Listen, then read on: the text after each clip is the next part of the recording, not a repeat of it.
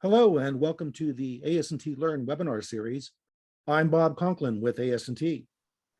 We have a very relevant webinar for you today, especially for engineers, researchers, and managers implementing advanced NDT technology, as well as the technicians who are using it. Our presenters, Drs. Ripi Singh and Johannes Vrana, are going to lead you on a journey through new developments of NDE 4.0. Ripi and Johannes will also be previewing their jointly authored book, The World of NDE 4.0, Let the Journey Begin, soon to be published by ASNT. Before we get started, we're going to launch a quick poll to learn what your attitude is toward NDE 4.0. This actually comes from chapter 1 of Ripi and Johannes's book. Please select the response that you feel is most appropriate for you. I believe NDE 4.0 is digital NDE with a new name that we have been doing for 20 years, Industry 4.0 for NDT equipment that I may need in the future, Industry 4.0 and NDE processes together for safety and reliability, or a new paradigm in inspections that will replace inspectors with robots. Ripi and Johannes, is it fair to say there's no right answer here, or is there one? There is one right answer. Okay, we'll see how they do here. Did most people get it right? Most people, 56%, the majority picked option 3, Industry 4.0 and NDE processes together for safety and reliability. That is the most correct answer. All right, and we'll try to get the rest of the audience on board as we go. Well, without further ado, I would like to introduce today's speakers. Dr. Ripi Singh is a purposeful innovation coach with a lifetime of learning in technology, people, and process development. Ripi is working hard to bring an Industry 4.0 perspective and innovation processes to the NDE community. Ripi serves on various university advisory boards, the US delegation to ISO 56000 on innovation management, and the International Association of Innovation Professionals. Ripi is an author of 10 books, over 100 peer-reviewed publications, and dozens of invited keynote lectures. Dr. Johannes Vrana is an entrepreneur, physicist, consultant, author, speaker, and trainer with 15 plus years experience in NDE and 20 plus in data science. His work ranges from applied ultrasonic testing to quantum optics, from quality assurance to science, and from large-scale industries to startups. Johannes leads multiple national and international groups regarding NDE 4.0, digital transformation, and automated testing. A well-published author, he serves as the editor of the Journal of NDE, as well as editor-in-chief of the Handbook NDE 4.0, and has received multiple awards. Thank you both for joining us today, and I'm going to hand the presentation over to you. Good morning, good afternoon, good evening, wherever you are in the world. Thank you, Bob, for hosting Johannes and I for this webinar today as a preview to launching our book, The World of NDE 4.0, Let the Journey Begin. I see we have over 100 participants, and I also have a feeling that many of you have heard us or seen us in conferences and other places, and maybe somewhat familiar with the content that we are presenting today. But there are a few new things. The new things this time are a case study that we have recently worked on, and also connecting you from where you may be in your journey for transformation today to where you need to be, a vision of fully digitally transformed world of NDE 4.0. We think it's important because we received feedback during our previous presentations that listeners needed to connect today's state with the vision of NDE 4.0, which appears very, very promising. So we're going to invest a good bit of time today on connecting the dots from where you are today to where we all can be together tomorrow.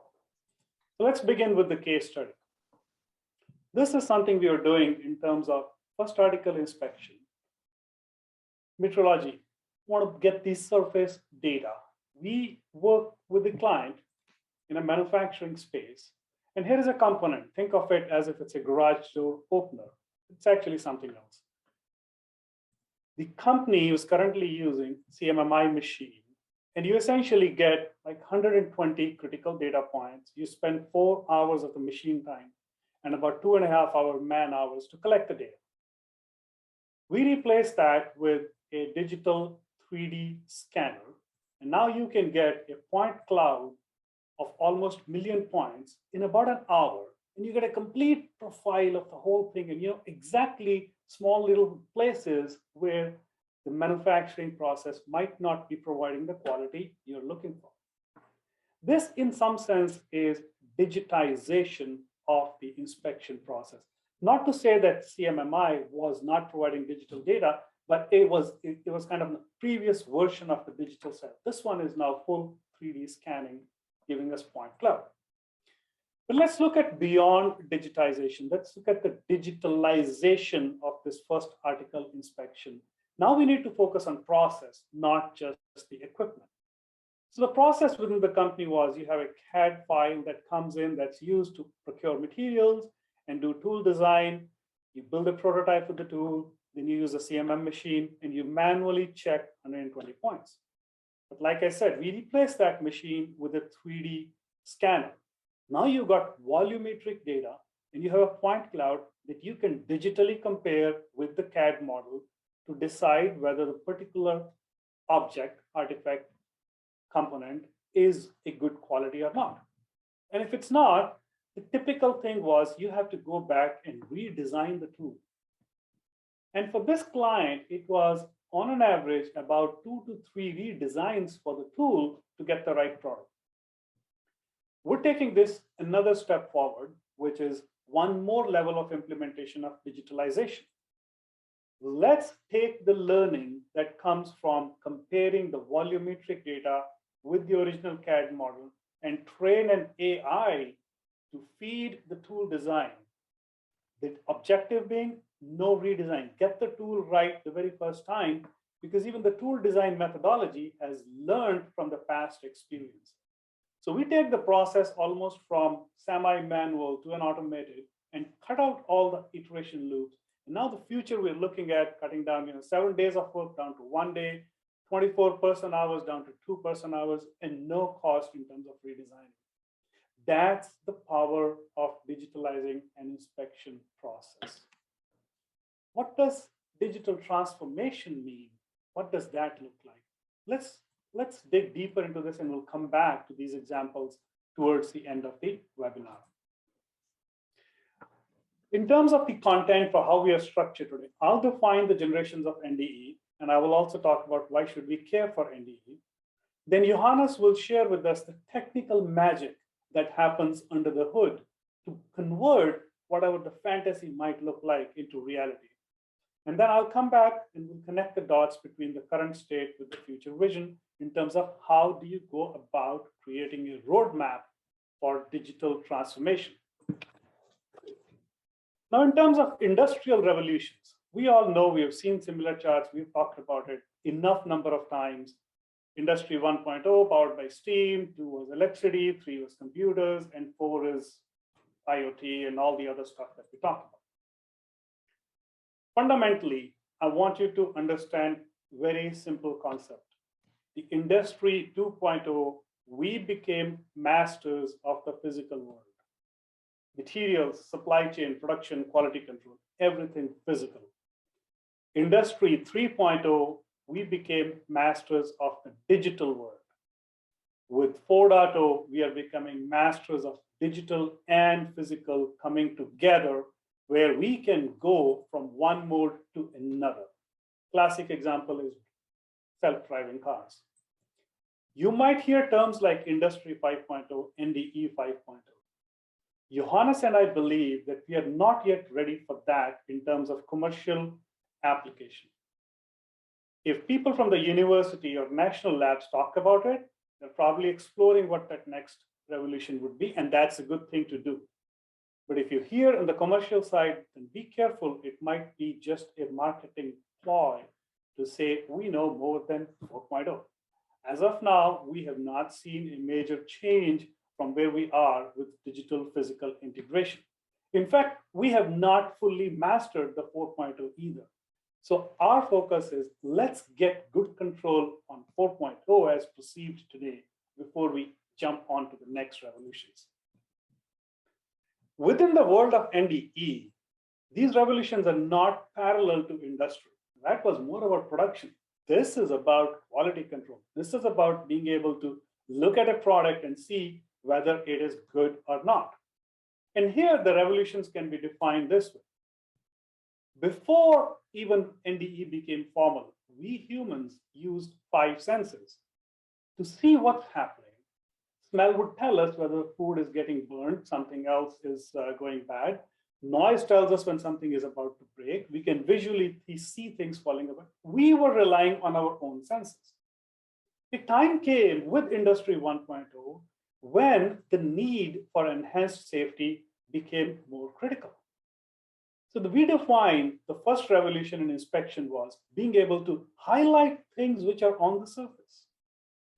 Whether it's using dye penetrant or mag particle or using a stethoscope or using a magnifying lens, being able to see on the surface such small anomalies that were not quite visible with naked eye or audible to human ear.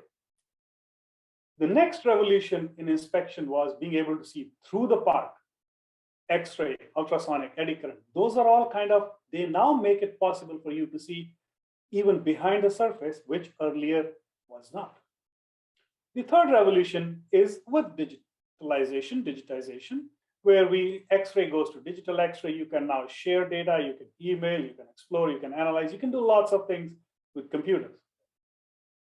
So what's the fourth one? We think fourth one is being able to combine the physical reality and the digital reality in a manner where you can see in the future. Just like going from 1 to 2 was being able to see behind the surface, going from 3 to 4 could be seeing beyond the immediate time horizon. Will we have sixth sense? Will the inspector and the equipment be able to see cracks before they show up?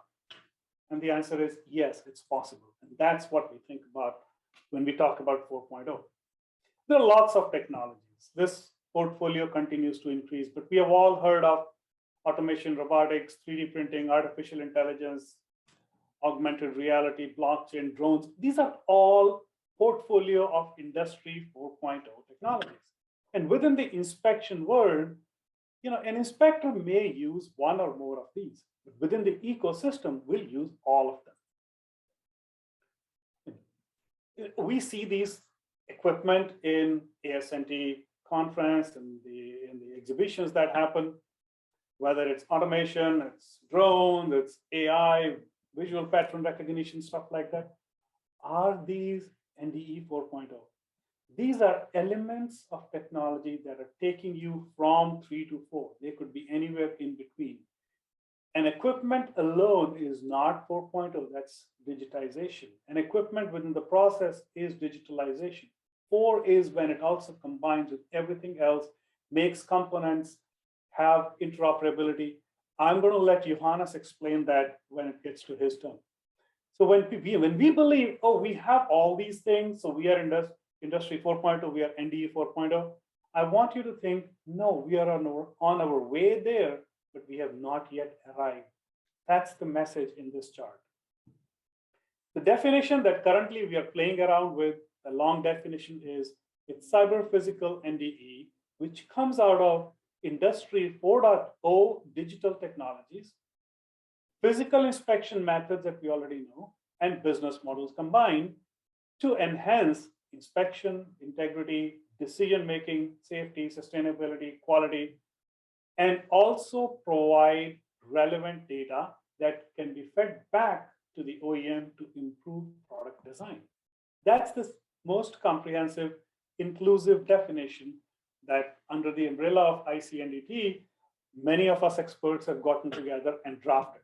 But in short, if somebody says what this is, it's a convergence of NDE and Industry 4.0 technologies for safety, economy, reliability. The third option in the poll that we did. That's a short definition. Actually, the poll does give a short definition over there. Why should we care about NDE 4.0? Think about it this way. You have a very expensive asset. We're collecting data from there and we bring it into a digital twin where we capture all of its history all the way from manufacturing and inspection.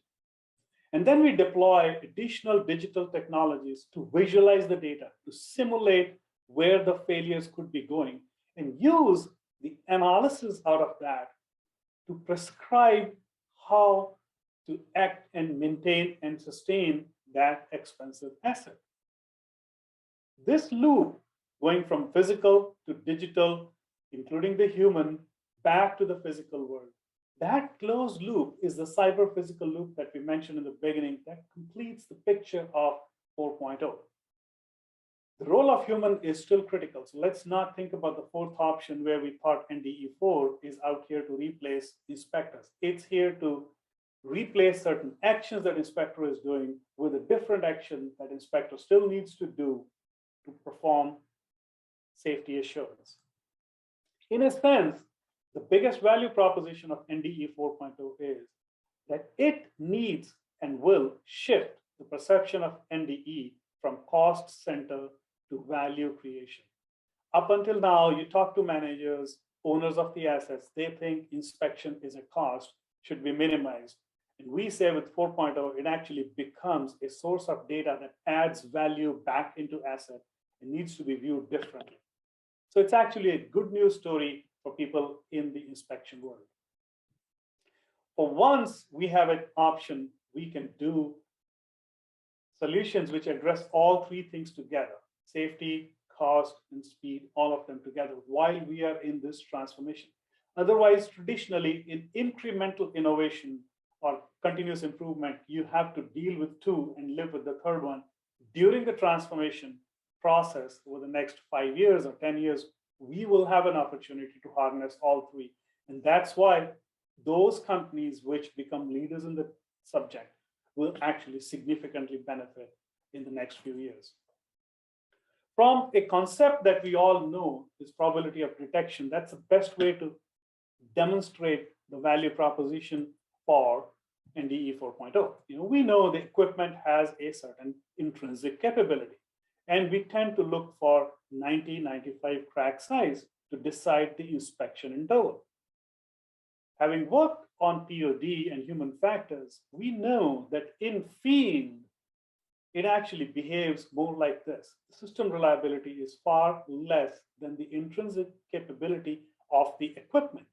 You get application factors, you get human factors, they all bring your 90-95 crack size further up. They bring the reliability down. So if you go from the current state towards more automation, towards digitalization, you have an opportunity to go back, push the reliability curve closer to capability. The red curve can be pushed towards green through digitalization. But if we actually go beyond that, go truly a digital transformation, the complete NDE 4.0, you can go beyond the green curve. The capability of the digital twin to bring data from other assets, to bring past history, to synthesize all of that, has the opportunity to create POD beyond the intrinsic system capability. So there is a value proposition here larger than just bridging the gap between capability and reliability. That's the promise of NDE 4.0. In terms of the loop that we talked about a minute ago, the physical digital loop, and we talked about NDE 4.0 bringing in sixth sense, what that does is it provides an ability for an inspector within the NDE 4 ecosystem be able to detect an anomaly on the digital twin before the inspector could otherwise pick it up on a physical asset or the instrument in today's system. That's the promise of sixth sense that we mentioned in the beginning. Actually, there are guys that are now sending me data and reports sharing, hey, Ripi, what you were talking about this in terms of sixth sense 2 years, 3 years ago, we are beginning to see it. We can see the opportunities and POD going beyond equipment capability with use of AI and broader data inclusion. That's the whole idea. That's where we want to be: safer, cheaper, faster. There are lots of other use cases, about 20 of them that we discussed in the book. I will not read this chart.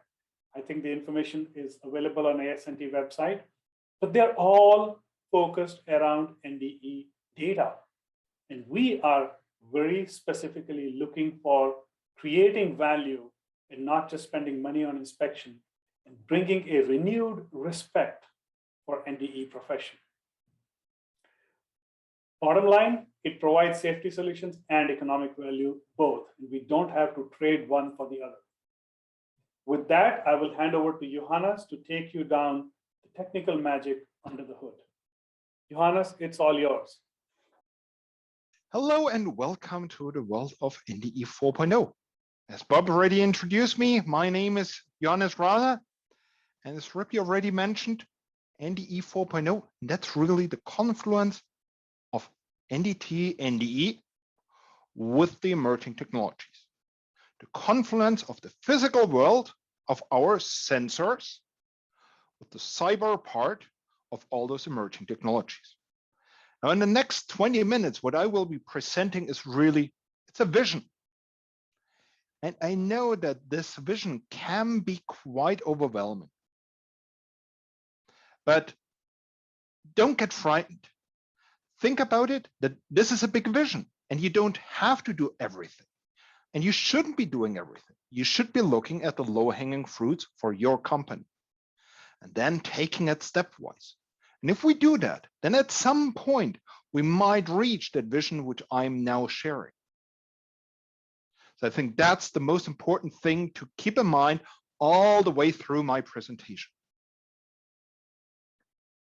Now, before really getting into all those technical terms, into the what of NDE 4.0, let's get once more into what Ripi already discussed, the word digital. And he already discussed the word digitize. And if we think about what is digitization, digitization, that's just the conversion of something analog to something digital. And we all know the digital ultrasonic instruments. We all know the digital X-ray panels. We all know the film scanners for our X-ray films. That is all digitization, the conversion of an analog material into something digital. And in between, there was already a second step of our digital transformation journey. And this is Digitalize. Now, Digitalize is more on, how to create digital processes, how to create something digital or digital process which can help us make our jobs easier. And now people are actually talking about something new, about digitally transform. And we will come back to that, what digitally transform means. Now, Ripi already showed all of the different emerging technologies like extended reality, artificial intelligence, and so on and so on. And if we take any of those technologies, all of those technologies help us to make some processes easier for all of us. So they are all digitalization solutions. And they're all very powerful. All of them will mean something for our NDE, NDT community. So we can use them to enhance the NDE methods we know. We can also use those technologies to get towards something like inspection support or remote support or even remote inspections. We could also use those technologies to improve our NDE equipment and our NDE software by automatically providing something back to the manufacturer so that the manufacturer knows exactly what's going wrong with the instruments. Then we have something which I like to call inspection control 4.0. So talking about processes, creating digital workflows for our inspections, digital commissioning, digital supply chain processes. Component traceability, for me, that's a really big topic. Life cycle records, and for sure, performance statistics. Now, all of those use cases here, which I think are all very powerful, I think, and I like to call them Industry 4.0 for NDE. Now, a couple of months ago, or actually it was already about 2 years ago, I did a survey on what people see critical in NDE or NDT. And I got a couple of answers. I didn't agree with with most of them. I didn't really agree, but I think we can learn a lot from those critics. And this is one which I think tells us a lot. This person answered, NDT does not have any value at all. It only sorts out parts that in reality are good. I don't want it. I would never ever do it, but my customer insists on it. I would prefer spending the money into further improvement of my production. I guess in one way or the other, we all have heard, comments like this. But this gentleman here is also telling us what he wants to have. He wants to improve his production. But what he doesn't see is that he actually already has a really powerful tool, a really powerful sensor, which can help him improve his production. And that's NDE or NDT. But what does he do with all the results? He writes a report, he prints them, he signs them, and he puts them into an archive. And that's exactly the biggest issue we as an NDT community are facing. What we are doing typically, we do our NDE, we collect gigabytes of data of that component. We put it in some kind of a data processing, we visualize that data, and finally, we do a go, no-go decision. That's the typical quality assurance use case of NDE. And it doesn't matter whether it's an inspection which is at the OEM side or whether it's an inspection which is for service. It's always, is it still good that we can use that part, yes or no? But if we now think back about that customer, he wants to improve the production. So what he wants to have, instead of just a yes or a go or no-go decision, he wants to get knowledge out of the data. He wants to improve, optimize, design, production, and maintenance. That's what industry needs. So what does it mean for NDE? That means we have to shift our mindsets. We have to shift our mindset from the binary QA decision we are used to live in for the last 100 years to being an information source for engineering. And if we get to that point, then we open up a complete new business case, a complete new use case, which I like to call NDE for Industry 4.0. NDE being a data source. And this is exactly where we come back to digitally transform.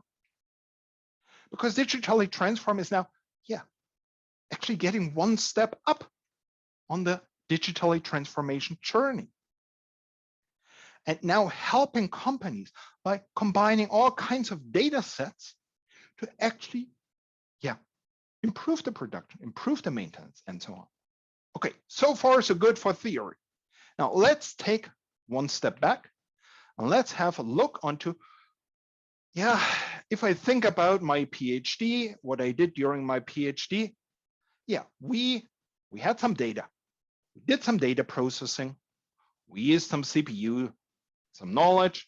We created some knowledge and we created some action. So it's very similar to where we wanted to go. Then we took another data source, some more processing power, more data sources, perhaps even a fancy augmented reality to show to management how good we are. Some more data, perhaps even an artificial intelligence. And at some point, this system kind of broke down. Because this system, how it is created, is not scalable. So how could we change this typical feedback loop, most of us will know, to something which is more scalable? Now, if we talk about industrial automation, it's always this automation stack comes up. So we have on top, we have the ERP system where we do the planning for our complete enterprise. And then this is broken down until we reach the shop floor where we have all the in and output signals and we get to the production floor. And now all the way on the bottom, we also have NDE, and that data from NDE is then condensed back up and reaches at some place the ERP system. So what we need for this automation stack, we need a lot of interfaces between one level and the other. And we have a couple of issues with that model. Number one, if we look in between the PLC, or if we look on the PLC level, we have thousands and thousands of devices in our shop floor. And all of them are from different manufacturers. Every manufacturer has its different interface, how to access that device. So to get all of the PLCs into SCADA, a SCADA developer needs to implement thousands or perhaps even millions of interfaces into a system. Therefore, they are only doing what is really necessary. Issue number two, that's really happening between the MES system and the SCADA system. Yeah, if we think about industrial production, a lot of places still, they plan the production, the ERP system is broken down to the MES system, and then they print paper routing sheets. Then the paper routing sheets are put into a SCADA system, broken down. We collect the information from the input-output, condensed back up to the SCADA system. And now you know what happens between SCADA and MES. Yes, we print all of those reports, we scan them, and we put them into the MES system. That's why kind of this automation stack is also not really working. And that is, and there is one more thing. If we think about our industrial production, we do not actually start with production. We start with an idea for a new product, and then we design that product. We have suppliers within our manufacturing. We need to get all the supplier information also into the system, and that's not within the automation stack. We have product lifecycle management, we have maintenance data, structural health monitoring, sensors, and perhaps some cloud. And all of it is not really connected to the automation stack. And that's where the idea of the industrial Internet of Things is coming. Let's forget about all those interfaces we have in the automation stack and replace them by open interfaces which enable every device to talk with every other device. Okay, now here we do not find anywhere the word NDE. So where do we have NDE here? Yes, if we think about it, structural health monitoring, in essence, that's NDE. We can also see sensors as part of being NDE. Sensors are mostly non-destructive, so I would put them with an NDE. We do a lot of NDE in production. We do a lot of NDE during maintenance, and we do a lot of NDE during within our supply chains. In all of those NDE data sets, we usually capture gigabytes of data. We write them on a report. That report is printed, signed, and scanned. And that's what we put into the systems. We lose all of that data in between. So what we need to do, we need to integrate NDE as one key player within the IoT, like this. And once we get to that point, then we can get from this feedback loop to such a digital transformation of the feedback loop. Okay, so now we have all of the data of our industrial production within our IoT. But actually what we need is we don't need really only data. We need to give the data structure. We have to make the data machine readable. We have to convert the data to information. So how can we do that? Now, if I show you here this number, I guess most of you immediately will know what this number means. But if I type the number 42 into my computer and save it, my computer has no clue what that information is about. Now, if I have a really good computer and really good programming, that computer could start searching the internet. And if it goes on Wikipedia, I think it's about 107 hits or 107 meanings for the number 42 it can find on Wikipedia. It could also find that it could be the length of a truck, the 42nd day of a year, the gain of a UT instrument. But even if it knows it's the gain of a UT instrument, it also needs to know which component, before or after calibration, at which day, which probe. So this is all. We need all of those surrounding informations to make a piece of data into information. We need to include all the metadata together with the actual data. And once we do that, then a computer can understand what this number means. And then the computer also understands that this is actually the answer to the ultimate question of life, universe, and everything, at least to Douglas Adams' book, Hitchhiker's Guide to the Galaxy. Now, we have all of the information in our IIoT. We have converted the data into information. Now we're coming to the next point. Now we can use that information. And that's what we do in a digital twin, the digital replica, a virtual representation. And what you need for virtual representation, for example, about myself, you need all kinds of information, like my financial data, my friends, my medical data, and so on. And then we can take all of that information, put it into some data processing, and learn a lot of it, get knowledge out of it. And this is what those companies really understood right from the beginning. And that's actually also what our government or health insurance system understands pretty good. And that's where we need to get also with industry. So where do we have to go?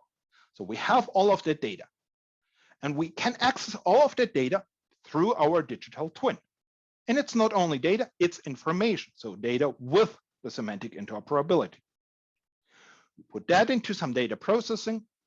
We have some visualization to gain knowledge, and we create automatic action out of it. As Ripi already highlighted, every data set has a certain reliability to it. And that reliability information must be included in the information package.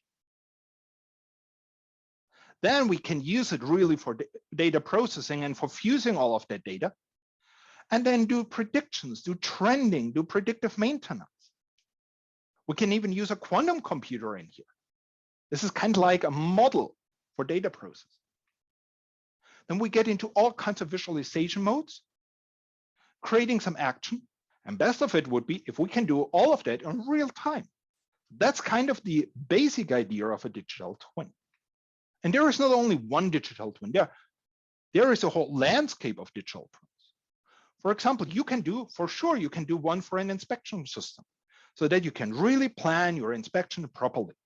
You can do one of your complete enterprise, of your production line, of your inspection equipment, of your software, or also of your inspector. And you can already see now we are getting into, kind of a nesting structure, a hierarchical structure within your company, all the way on top the enterprise, and on the bottom we have the human operating the machines.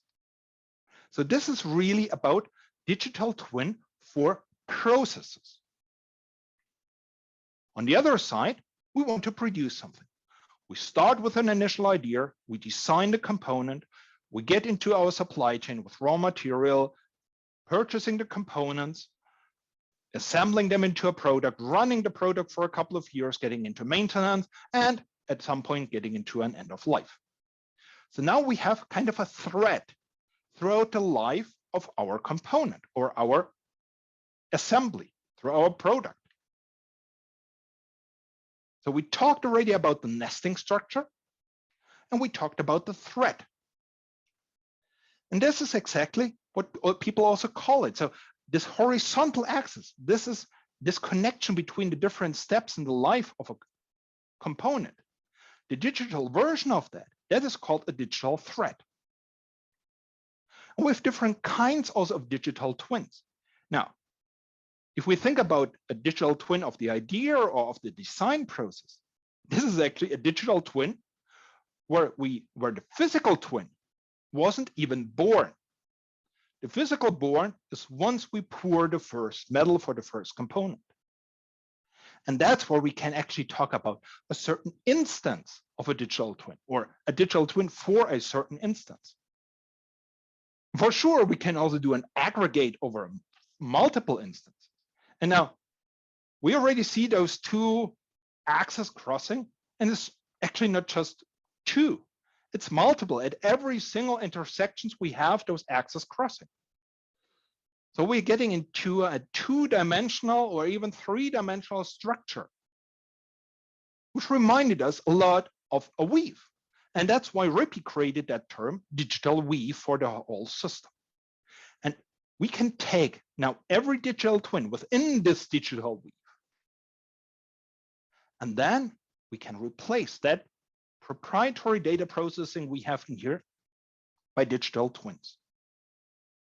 And this is also where we might have an AI within the data processing of our digital twin. For sure, we can also use an AI as a standalone tool, but this is really where the ideal position would be, because now we have all of the fused data. So the AI can do a lot more than just working on our NDE data.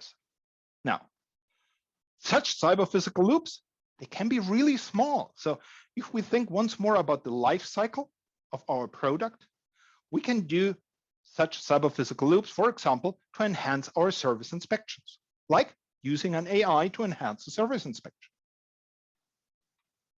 We can use in product inspection. We can use it for inspections at the end of life. We can use it, for structural health monitoring. That would be kind of a predictive maintenance. But we can also take the NDE data and give a feedback all the way to engineering to enhance the design, or do a prescriptive maintenance scheme where we integrate also the NDE data besides structural health monitoring data. We can also take that data and have a feedback all the way to design.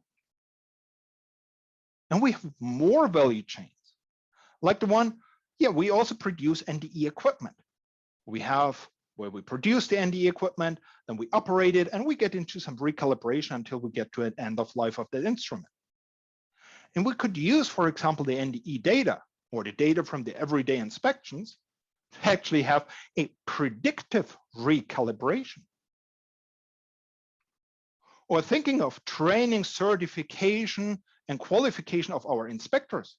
We could do a predictive training or predictive recertification using all the data from all the inspections. Now, this is the point to remind you a little bit, don't panic. What I showed you now was a huge vision. Select the parts which are really key to you. Get somebody to help you identify those key points.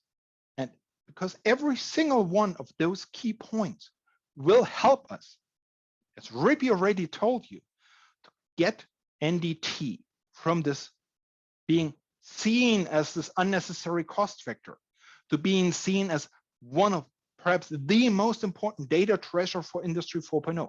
Because if you think about it, we are the only ones who can really provide a view into the components. But what we need, we need standardized, open, and well-documented data formats and interfaces. We need semantic interoperability. For sure, we need data security. And we need something which is also called data sovereignty. But I will stop here because data sovereignty, that would be kind of a topic for a completely new presentation. And it's actually discussed quite in some detail also in the book. But you can think about it, if we think about data security, important, or data sovereignty, yes. Because with NDE 4.0, we're discussing about data transfer between different companies. So this is kind of data security on an in-between company level. So thank you, and I will hand back to Ripi. Thank you, Johannes. That was absolutely fabulous. Every time I listen to you, I learn a little bit more. So it's a charm to watch this thing evolve along with you. All right, guys, let's look at the last part of the presentation now. So we just saw the role of digital technologies in connectivity and interoperability and stuff like that. I was like, while I was listening to Johannes, I was also responding to some of the chat that was going on. Some really good questions. Thank you guys for engaging. Johannes, please look at the chat going forward while I continue with the pitch. How do we create a robust roadmap? First thing, important thing is this is not a project. It's a journey. We come across executives who believe we'll get our strategy in place, we'll assign $500,000 to this, you go do a project. It is not to be treated like a project. It has to be treated like a series of projects. Some of them will work, some of them will not work, some of them will go obsolete before it's all complete. So you got to think of it like a long-term transformation journey. And that transformation is like this. This should also address a couple of questions that came in the chat. Think about equipments. They have input output. But from inspector perspective, we have people, we have inspectors who follow a certain procedure using the equipment and produce an output. But these inspection processes are a part of broader organization process, and there are other control mechanisms, and there's a leadership within the organization that all rolls up, and you call it a company. And multiple companies come together, and the governance and nonprofit bodies like ASNT and others, and the consumers, they all come together to build the ecosystem. If you take this particular hierarchical view of how we are kind of structured, then I want you to see digital transformation journey in this particular fashion. When you are just replacing the equipment with digital inputs, outputs, and a digital equipment, it's digitization. We've been doing it for 25, 30, 40 years.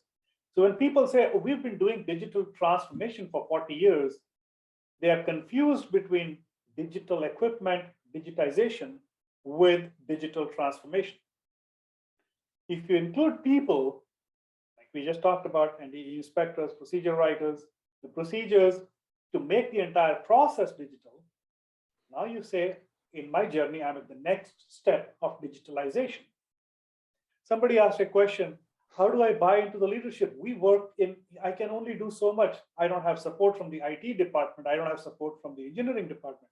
True, that's where you got to think about a digital transformation where the leadership understands the importance of digital technologies, digital connectivity. Governance understands it, and your actually company and all processes, procedures inside the company are fully digitally transformed. And then, of course, there's another level where if a company is fully transformed, it should still be able to connect with another digitally transformed company and another digitally transformed governance body. And one day, ASNT will also be fully digitally transformed. Then we will get into an ecosystem. And at that point, NDE will no more be an isolation industry. It cannot be, because it gets integrated with everything else. So wherever you may be, you are somewhere in this path, you always have to think about, okay, I can digitize this, but I must find a way to digitize the next item in the value stream, next item in the ecosystem, and keep on expanding it until everything is digitally changed and connected. That's an important piece of roadmap. And the way you build that is, there's a very serious role that leadership and management has to play in here. Right? So in this journey, you got to first be very clear of purpose. That's a step one. When you kick off this activity, be clear of purpose and define the ecosystem that you can influence and how you will expand that. Create a picture of what is important within and outside. So create a context, internal context, external context, as well as the prospective as to what will happen in the next 3 years, 5 years, 10 years. And then create a roadmap team, because it's not a do-it-yourself one-person job. It's not a project. Then once the team is built, you have to refine the context, because not everything about internal, external perspective is known to leadership. When they assign the purpose and the vision, then it boils down to a multidisciplinary team that goes and refines it. Well, this is the reality. Right? Leadership should now approve that context, agree on certain principles for digital transformation, define any new challenges to address ethics, and clearly define the success metric. That has to come from leadership because they're the ones who are focused on purpose. And if they're not involved, you can only digitize. You can only change the equipment. You can't change the process. You can't change the company. You can't change the ecosystem. Once that is done, now you got to build a plan. Build a plan in 3 horizons. Horizon 1 should include projects that can be currently funded, which have a tangible outcome, which will begin to deliver value in the foreseeable future, like 6 to 9 months to 1 year. Horizon 2 is the one where you can see what is happening. You don't have funding yet associated. You will probably do it in the year 2 and 3, but you know the success metric. And once the Horizon 1 is set, you move on to Horizon 2. And think about Horizon 3, because NDE 4.0, you must have a broader long-term vision as to where this is all going to go. And right now, you may not know the details. You may not have any funding. You may not even know the success metric because it is still way out there. You're looking at 3 to 8 years kind of a thing. So think about 1 year, 2nd and 3rd year as H2, and 4th to 8th year as Horizon 3. Now separate out the 3 different elements of the roadmap. The technology is only one piece. Technology alone will not help. You also need competency. I saw in the chat how one of the guys is trying to hire people with AI and ML competency as a part of building the transformation. So think about technologies, think about competencies, and think about other enabler forces, networks of excellence. Your peers that you thought you were competing, they might actually be your best allies to help you build, because in the end, you both will win. Build the plan, now go into the execution phase. But the first thing you must do is validate. And validation is in the marketplace, is not in the conference room. Once you've got that piece behind you, make sure your resources are committed, because this is not, hey, I want to do this, here is $100,000 or $500,000 and start doing it. And 6 months later, oh, we're going to cut this budget back because I need money somewhere else. Leadership commitment, that's why I put it in the blue box above the line. It's a leadership commitment. You have to stay true to it with people and money. Then only you can rally the organization. Then only you can digitally transform. And when it comes to execution, everything is not going to work out as planned. You have to guide it, you have to monitor it, and you have to continuously change. And your change can happen at 3 levels. It could be the purpose is still the same, the objective is still the same, you just need a new project. And even the technologies are same, but it's just a new project. And that's more like continuous improvement. But sometimes you may have to figure out a new technology. You know what, this is not working over here. I'm actually going to combine something else over here and purchase this, or put these things together. And the level 3 is you decide, you know, I was actually totally on the wrong path. I need a new direction. So that could be what is called a business pivot. And that can happen, and be prepared for it, because you may suddenly learn something radically different. And I'll tell you, even the first step here, when the roadmap was approved, it's actually a new direction that you may still have to do 2-3 years from now. Hopefully, it's not in your H1. Hopefully, it'll be a part of H2 or H3 that you have to work about new direction. But you got to be prepared for it as learning evolves and as other players in the market share with you what worked for them and what did not work. So when that happens, you're going to go back and revise the plan. And sometimes, like I said, even the context changes, external context changes. You know, when COVID happened, external context for all of us changed, and we adopted internally dynamically to do that. So if there is a new direction, it's usually triggered by serious external change. The new technologies are usually triggered by serious internal change. The new projects are just learning from one project to another. So that's an important piece, that view it as a roadmap. I think we are coming up at the top of the hour. I will not take more time. I'm going to skip this. We already mentioned about looking at ecosystem and making sure that you capture the skills and competencies. You know, skills, 4 broad skills. We're all used to NDE trade skills, and we also know about people skills. But being digitally savvy across the entire organization is very important. And understanding data science, understanding the statistics behind it, understanding how many tests to run, how much data is required to make the machine learn, that's an important piece. So you can ask a question, do I convert NDE guys into data scientists, or do I convert data scientists into NDE guys? Or shall I go back to the schools and training schools and ask them, to create a curriculum which teaches both. Okay, it's a matter of choice depending upon what you have, resources and access and stuff like that. But if you ignore any of these skills, it will make your journey that much harder. And if you have to keep pivoting, make sure that you have the right competency to execute it correctly. And you're not pivoting because you just did not have the right people. Don't blame the technology if the shortfall is on the competency. Don't blame the technology or competency if the shortfall is with enabling or leadership. So getting to the bottom of it is important to be able to pivot. I'll skip the principles piece. It's available in the download version, PDF online. Take it. It's plenty of detail. I'll skip all that. So the whole idea is a roadmap or transformation is a planned journey. It's a mix of exploration and exploitation and continuous adjustment. So think of it that way. We invite you to engage with us on social media. We have a YouTube channel with 2,000 subscribers. We have a LinkedIn group with 200 members. Both these platforms are free. Please be a part of it. Share what you learn with everybody else and learn from others on a continuous basis. It's an important item for all of us. The only way to build ecosystem is to work together. There are lots of resources out there. There's a handbook of NDE 4.0. There's a book that Johannes and I have written. And very soon, this last 4 charts that I shared with you as to how to build a roadmap is coming out as an NDE 4 deployment management guidance. It is written in ISO style. It is not an ISO standard. It is just written in the same format so that you know how to use it and deploy it. A couple of special issues that we rolled out last year. That's where we are as of now. If you think like a leader, you need chief of innovation. If you think like a follower, you need a chief risk officer.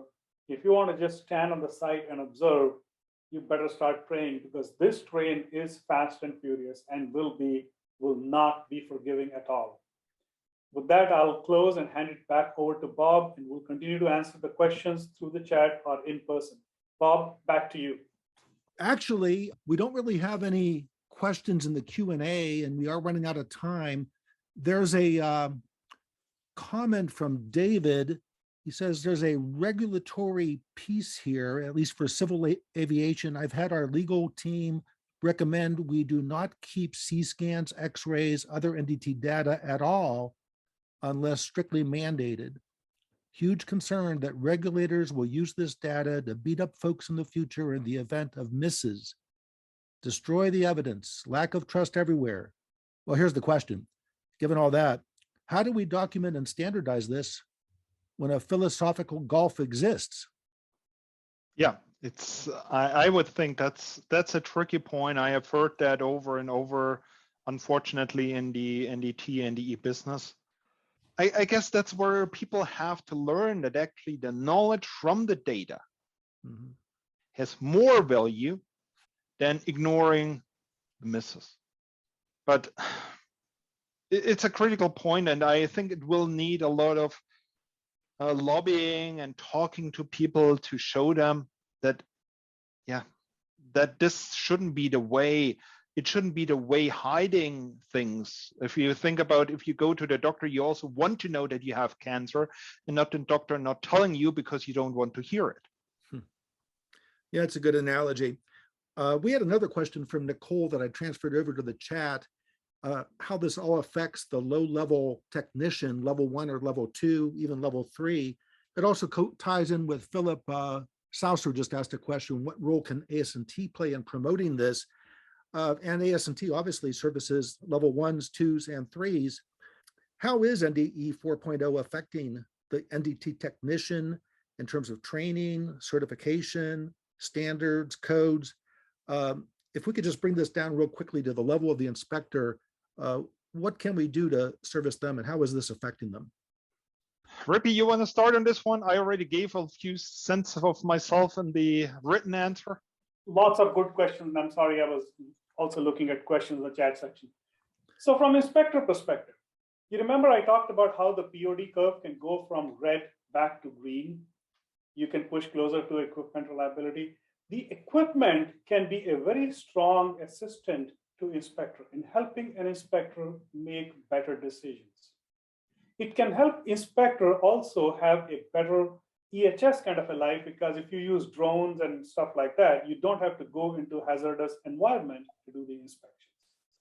But remember, this is also coming at a cost to inspectors, because the more automation means the role of inspector will shift from, instead of using the equipment, to more interpreting the signal, to more training the automation piece.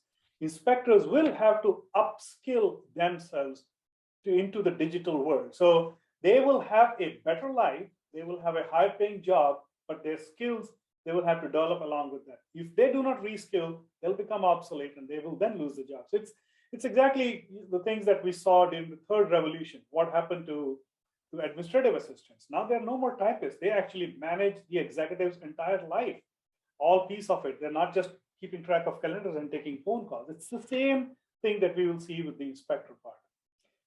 What role can ASNT play in promoting this? Well, ASNT is a professional body. It brings people together, and I think it has really supported us in the last 4 years to bring people together, to share knowledge, to share information. We built NDE 4 committee. We are pushing towards new standards. We're working with DGZFP. I mean, that's the whole idea of a professional body. ASNT should work on digital transformation of the ecosystem. Let the asset OEMs, let the NDE OEMs work on digitization and digitalization. ASNT should look at digital transformation side of it. Ripi, I think we're going to have to pause there and kind of wrap up here. Additional questions can be addressed directly to Ripi at the email address shown there, or Johannes. As far as what ASNT can do, look for Ripi and Johannes's book, The World of NDE 4.0, Let the Journey Begin, will be published by ASNT, hopefully by the end of this month. Ripi and Johannes, anything you would like to say about the book real quickly at this point? What this book has been for the two of us, it has been a fantastic journey. I think we now worked about 2 years on that book. And each of us had a certain opinion. And then we wrote something, or I wrote something, I gave it to Ripi, and Ripi said, no. And vice versa. And it really helped making this book better and better and better. And I think that's really why, yeah, once we gave the content to ASNT, and they took it out to the editors were like, yes, please accept as is. Well, thank you again for joining us today. Thanks very much to our presenters, Ripi and Johannes. Thanks to all for attending, and have a great rest of your day.